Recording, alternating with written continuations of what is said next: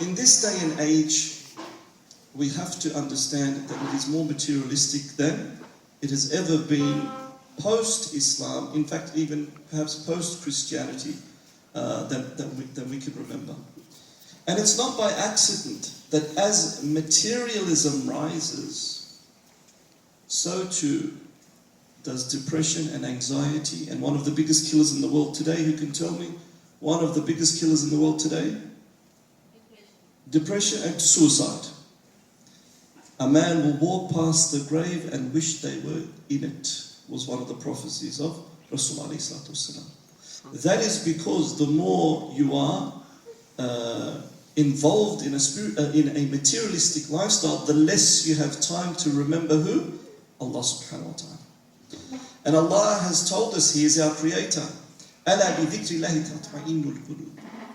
Only with the remembrance of Allah will the hearts find satisfaction, will the hearts be at peace, will the hearts be at ease, will the hearts be content. You cannot, as they try, fill that void, that gap with alcohol. You cannot, as they have tried, fill that gap with drugs. You cannot, as they have tried, fill that gap with pastime and leisure and entertainment.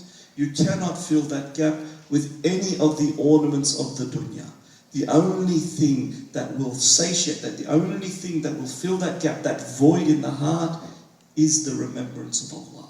So it is not by accident that as materialism rises, so does this condition in the world today. Now, the mind was created to always be in a state of rational inquiry. It's always inquisitive. And the question we must ask in this world that was proposed to come about through accidental causation, that is the other opinion. Our opinion is that God was the one who caused the universe. The other opinion is that it came about by accident and it continues to develop by accident. That the inquisitive mind comes about through this process of accidental causation. And the universe consists of wonders that targets that inquisitive mind, that is constantly nagging that inquisitive mind to discover more about its origin. If the universe came about by accident, one's inquisitive mind would come to an understanding or come to a belief that the universe would be like a universe, or not unlike the universe that you find in Minecraft.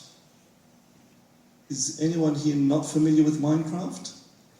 Everybody's familiar with Minecraft? It's a game. What is it about Minecraft that everybody knows in terms of its graphics? My son plays How great are its graphics? buildings and stuff. Everybody's made of blocks, right? Everything, trees are made of blocks, animals are made of blocks. You would think that the universe, through accidental causation, would come to something like resembling that. Even that, the rational mind, inquisitive mind, cannot accept. And yet we see wonders and artistry and symmetry and perfection and laws that are so complex. The proposition is that these laws that govern the universe came about by accident, meaning an absence of intelligence, an absence of wisdom, an absence of knowledge, by accident. Yet why is it that we need the most intelligent human beings to simply read the laws of nature? Why is it that you need, for example, Einstein to be able to decipher, just to be able to read fragments of the laws that govern the universe, and yet we make a claim, the inquisitive mind is led to try and believe that these laws were actually created with the absence of any intelligence and the absence of any wisdom. Yet we need the most intelligent minds just to be able to read these laws that govern the universe. And so the inquisitive mind will then ask, how did this come about? One of the most common theories was that the universe always was.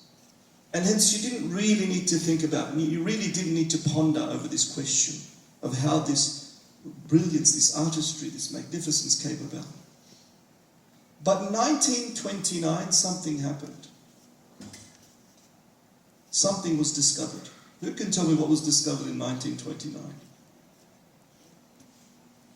The first name of the one that made the discovery was Edwin. The surname, anyone know? Edwin Hubble. Does the second one, the surname sound familiar? Hubble? What do we know of the Hubble? What do we know about the word Hubble? Huh? The Hubble telescope in 1929 recorded the heavens over a long period of time.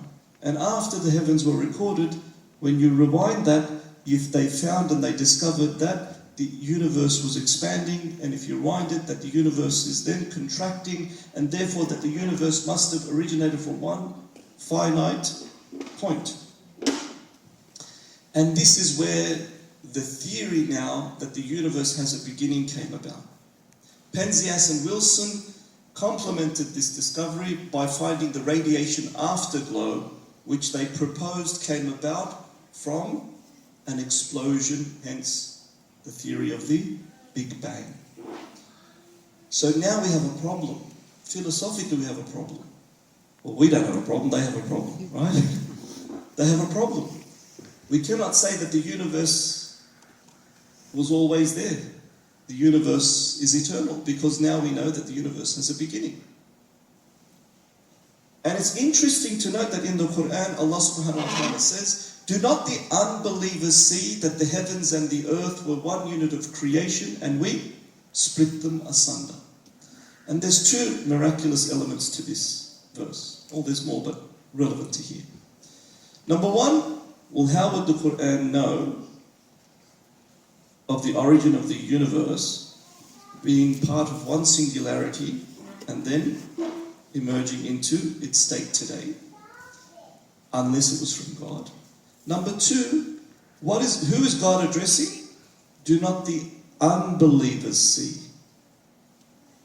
And who are the greatest proponents to the idea that the universe came about by accident, especially in the Western world? Scientist, isn't it? So who would be the one that would best understand the mechanisms of the Big Bang? Scientists. And Allah 1400 years ago is addressing them. Don't you see, the unbelievers, don't you see, you have the best ability to unravel the mechanisms of the Big Bang, unravel the complexity of space and time and place and quantum mechanics. You should be the ones that see that this is far too complex for accidental causation to bring about. So now we know that the universe has a beginning. And there's one problem with that for them, because who here believes that something can come from nothing?